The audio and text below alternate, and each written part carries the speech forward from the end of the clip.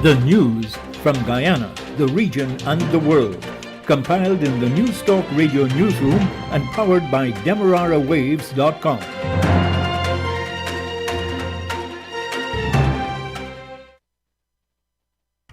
Good day with your major newscast. I am Jessica Daw. First with the highlights. Local Government Minister Nigel Darmlal has come under fire from the opposition People's National Congress Reform for calling the Chancellor of the Judiciary, Janet Cummings, and Justice of Appeal, Don Gregory, to be removed. The Guyana government is heading to the Caribbean Court of Justice to appeal the local Court of Appeal decision on jurisdiction to hear an aspect of an election petition decision.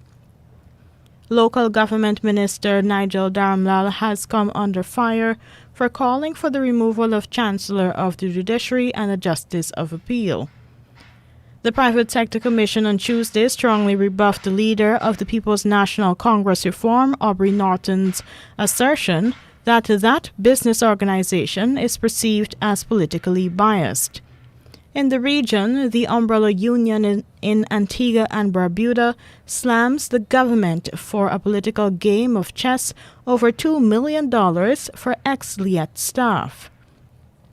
The police commissioner of Grenada says 7 bodies found in a boat offshore Grenada is believed to be human trafficking gone wrong.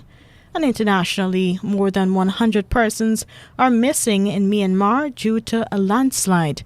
The details of these stories and more in just a moment. Advertise with us on News Talk Radio Guyana 103.1 FM for best coverage on programs on motivation, beauty and health, parenting and relationships, knowing your rights, and a variety of enlightening content, and get value for your money. Call our helpful staff today on 223-1056 or 223-1041 today. Now for the news in detail. Attorney General Anil Nandalal says the government will be going to the Caribbean Court of Justice, CCJ, to appeal a decision by the Guyana Court of Appeal concerning an election petition. What is the next step is that the government will appeal the decision. We have asked the court to stay its hands until we make the necessary, or rather take the necessary steps going forward in the hierarchical structure of our judiciary. The court was kind enough to accept our application and has agreed that it will stay its hands. The local Court of Appeal yesterday ruled that it has jurisdiction to hear whether the High Court had rightfully dismissed an election petition because the time had passed for service of court documents. The High Court dismissed the petition by a Partnership for National Unity plus Alliance for Change because the representative of the coalition's list of candidates did not file court documents in keeping with strict deadlines. If Mr. Jaglio does not appeal the matter to the CCJ and the Guyana Court of Appeal rules in favor of the petitioners, it means that the petition will be sent back to the High Court for a hearing and determination. Attorney General Nandalal had maintained throughout that the dismissal of an election petition could not be appealed. Local Government Minister Nigel Darmlal has come under fire from the opposition People's National Congress Reform, PNCR, for calling for the Chancellor of the Judiciary, Janet Cummings, and the Justice of Appeal, Don Gregory, to be removed. Shortly after their decision that the Guyana Court of Appeal has a legal right to hear an appeal concerning the High Court's dismissal of an election petition because service was late, Mr. Darmlal described the 2 judges as biased. He called for them to be defrocked. Attorney General Anil Nandalal also did not hide the government's displeasure and disappointment in the judges. But opposition PNCR executive member Annette Ferguson and her colleague, party member Lorraine Nestor, slammed Mr. Darmlal's call, saying that it amounted to a violation of the separation of powers. Ms. Ferguson condemned what she termed Mr. Darmlal's veiled attack on Justices Cummins and Gregory and called on him to publicly apologize to them. She called him disrespectful and out of order to the professional and law-abiding officers of the judiciary, adding that they should not be subjected to political pressure and ridicule. The Attorney General is staying clear of calling for Chancellor of the Judiciary and Justice of Appeal Gregory to be removed, but says nothing is wrong with criticisms. The Private Sector Commission, PSC, on Tuesday strongly rebuffed the leader of the People's National Congress Reform, PNCR, Aubrey Norton's assertion that that business organization is perceived as politically biased. The PSC has indicated that it is not apologetic on its stance concerning the attempt to rig last year's general and regional elections. The PSC says it regretfully notes Mr. Norton's unfair and inaccurate criticisms of the Commission as politically biased. According to that umbrella private sector organization, it can only assume that his remarks were given by the fact that the Commission, in the defense of democracy, vigorously opposed the attempt to rig the last election in favor of the APNU coalition.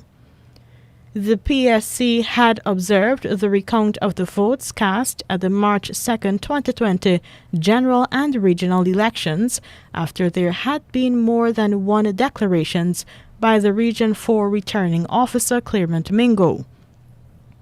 The Guyana Elections Commission GCOM, after court battles, eventually used the results from the recount to declare the People's Progressive Party Civic PPC as the winner.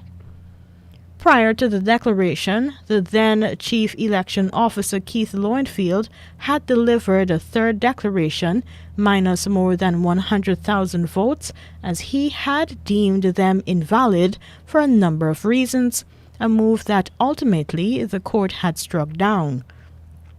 The APNU plus AFC had called the PSC a PPP stooge.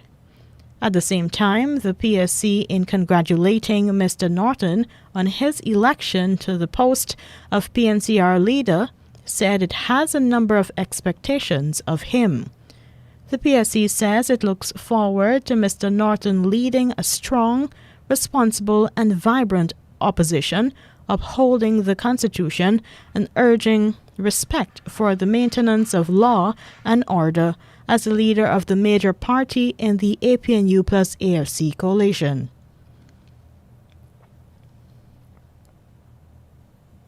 President Irfan Ali on Tuesday announced a 2-week tax-free bonus for healthcare workers employed by the government.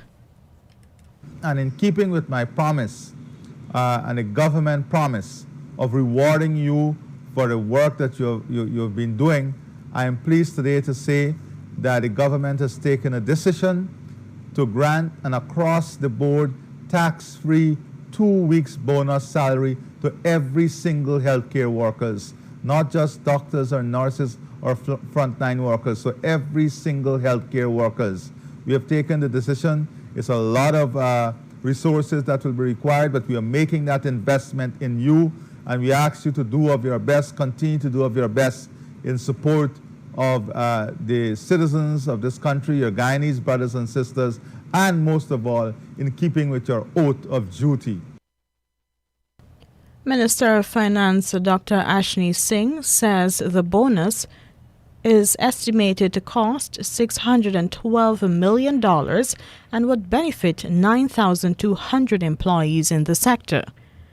Minister Singh further indicated that instructions have been issued for the bonus to be paid before the end of the current week. The finance minister says in making the final determination on the payout to the health sector employees, the government has decided to pay all workers in the health sector. This, government explained, is because it will be hard to ascertain which posts are frontline. The government has refused to collectively bargain for pay hikes with trade unions representing public servants and teachers. The Health Ministry says a 9-month-old toddler is among 6 persons who died of COVID-19 in the last 72 hours. 5 of the 6 deceased persons, including the toddler, were unvaccinated and the 6th person fully vaccinated. The Health Ministry says it continues to record lower active COVID cases, but Region 4 remains the epicenter. Health Minister Dr. Frank Anthony says 3 regions lead the number of active cases in the country. So over the last 24 hours, we were able to detect 55 new cases, and currently we have 2,412 active cases. The places that we are paying keen attention to would be Region 3, 4, 6, and 10. Dr. Anthony says of the number of patients hospitalized, 5 are seriously sick with the virus. In terms of our hospitalization rates, we currently have 38 persons in hospital. 28 of those persons are at the Ocean View Hospital, with 8 of them being in the ICU. And we have 5 persons on ventilators, so we continue to monitor them. The health doctor says 79% of adults, or 409,254 persons, have received the first dose COVID-19 vaccine, and 56%, or 291,473, are fully vaccinated. Now for the news in the region. The Antigua and Barbuda Workers Union, ABWU, has expressed its stern displeasure with the government following news that $2 million Eastern Caribbean dollars has been dispatched as a compassionate payment to former LIAT employees. On Monday, Chief of Staff in the Office of Prime Minister Lionel Hurst issued a media statement disclosing that the government has dispatched $2 million EC dollars to the LIAT court-appointed receiver for distribution to resident former LIAT workers.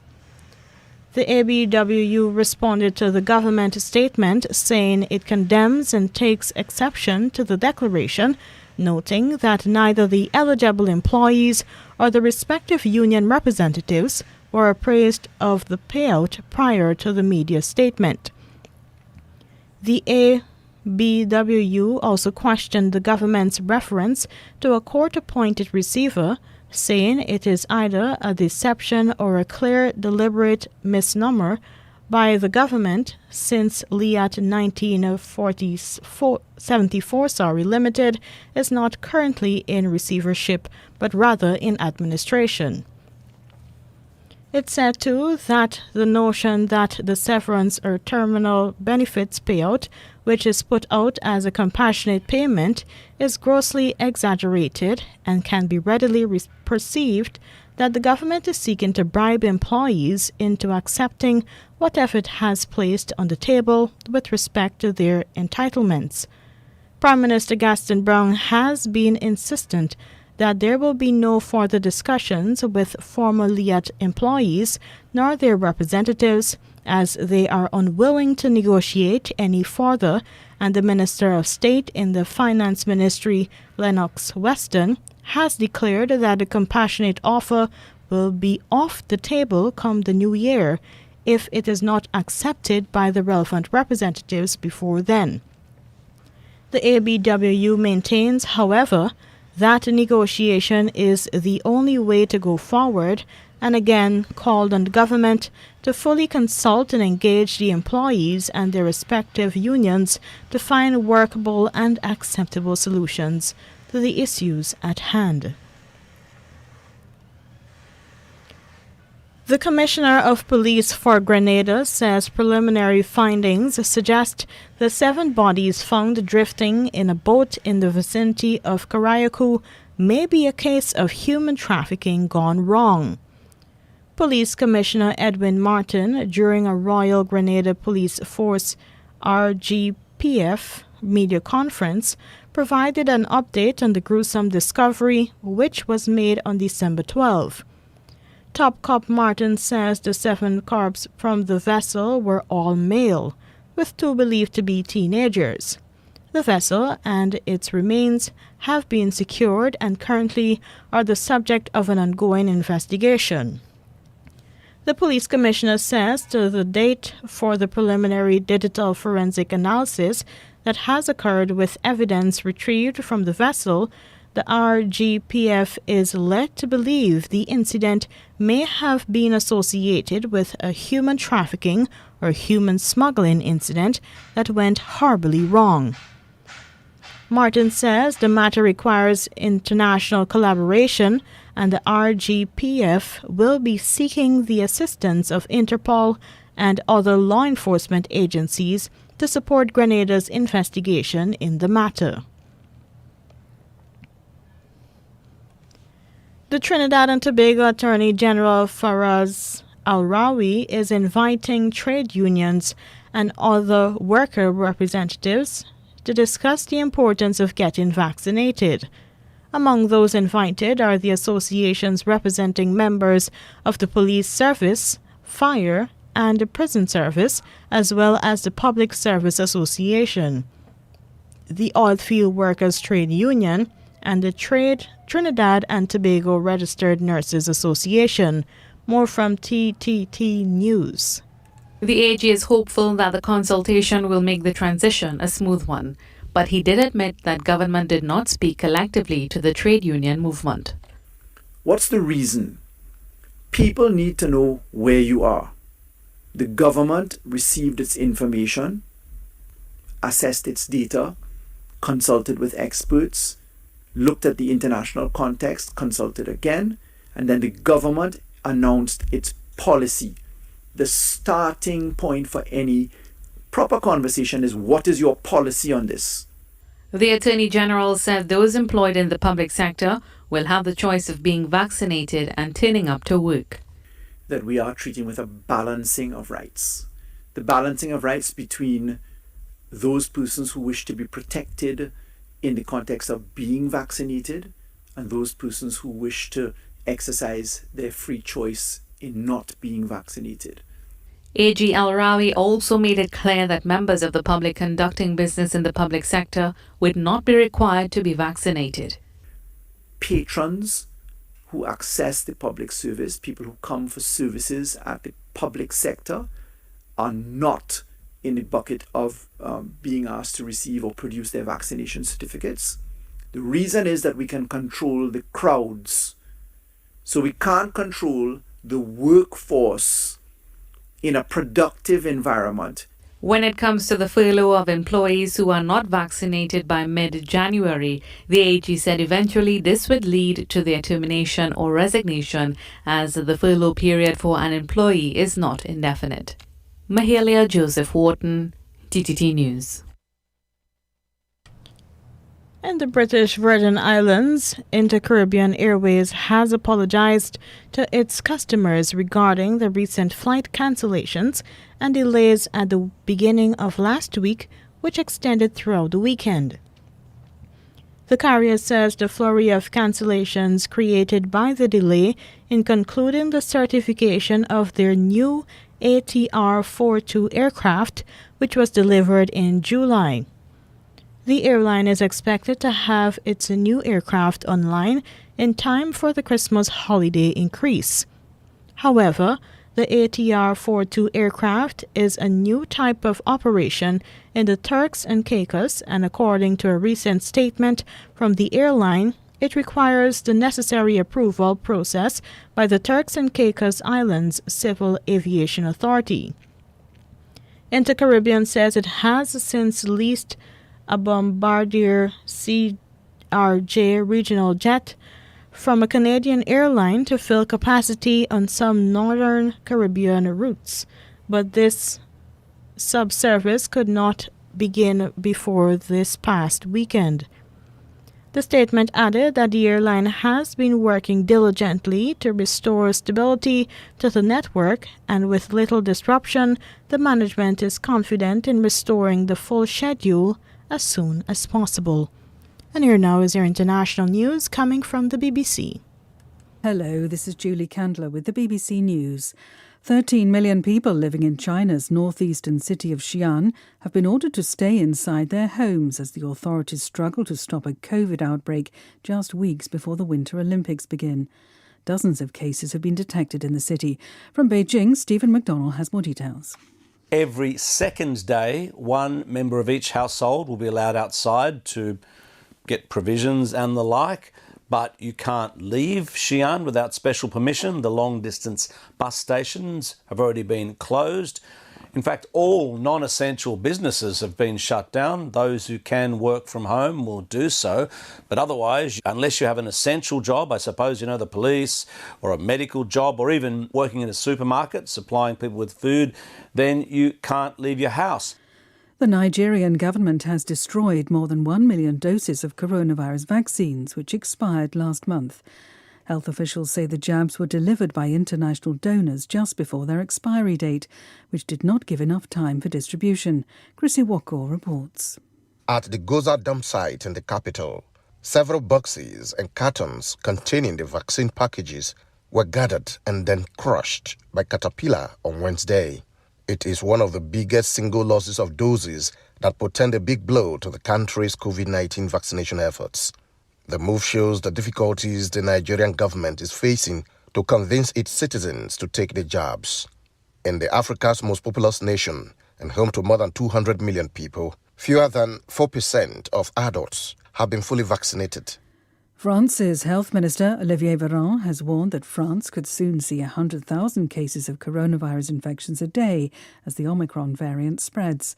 On Tuesday, it recorded nearly 73,000 cases, one of the worst figures since the pandemic began. Belgium's COVID committee is meeting later to consider introducing new restrictions. Official figures show that life expectancy in the United States fell by almost 22 months last year compared to 2019. Spurred largely by deaths from COVID, it was the biggest fall for more than 75 years. The tax authorities in China's richest cities are warning celebrities and online influencers to report their earnings before the end of the year, noting that they have already selected some serious tax evasion cases for public exposure. The widespread alert comes days after the southern city of Hangzhou fined China's self-declared queen of live streaming, Wei Ya, $210 million tax penalty. Critics say state plans to force the rich to contribute more to state coffers are also being used to boost the supremacy of the Communist Party. World News from the BBC. The World Food Programme says it's being forced to cut aid to hungry people in Yemen because of a lack of funds. A WFP spokeswoman, Annabel Symington, said the agency would have to reduce food assistance to millions of Yemenis from next month. We support around 13 million people each month with food assistance. That's a basic food ration of flour, pulses, oil, sugar, salt. And so what we're having to do right now, because of a lack of funds, is reduce the quantity of that food for about 8 million of those people. So they'll be getting what is equivalent of about barely half of what is considered a daily minimum food basket. The European Commission has initiated legal action against Poland, saying it has serious doubts about the independence and impartiality of its constitutional tribunal. It's the latest manifestation of a long-running dispute about widespread changes to the Polish judiciary brought in by the country's governing Law and Justice Party. More than 500,000 Tesla electric cars are to be investigated in the US over safety concerns about the car's dashboard-mounted touchscreen. The probe follows a decision by Tesla allowing games to be played on the car's screen. Victoria Craig reports. The National Highway Traffic Safety Administration has opened a preliminary investigation into Tesla 3, S, X, and Y models made between 2017 and 2022. That's after reports the car's gameplay functions can be enabled even when the car is in motion. The NHTSA says passenger play, which uses the center touchscreen panel, may distract drivers and increase the risk of a crash. The Safety Administration's Office of Defects was made aware of the issue after a vehicle owner questionnaire submitted on November 6th, questioned why web browsing would be made available when the car is in use. BBC News. And that was your international news. Here now is a recap of the highlights. Local Government Minister Nigel Dharamlal has come under fire from the opposition People's National Congress Reform for calling for the Chancellor of the Judiciary, Yonette Cummings, and Justice of Appeal, Don Gregory, to be removed. The Guyana government is heading to the Caribbean Court of Justice to appeal the local Court of Appeal decision on jurisdiction to hear an aspect of an election petition decision. The Private Sector Commission on Tuesday strongly rebuffed a leader of the People's National Congress Reform, Aubrey Norton's assertion that that business organization is perceived as politically biased. In the region, the Umbrella Union in Antigua and Barbuda slams the government for a political game of chess over $2 million for ex-LIAT staff. The police commissioner of Grenada says 7 bodies found in a boat offshore Grenada is believed to be human trafficking gone wrong. And internationally, more than 100 persons are missing in Myanmar due to a landslide. And that was your major newscast, rather. I am Jessica Daw.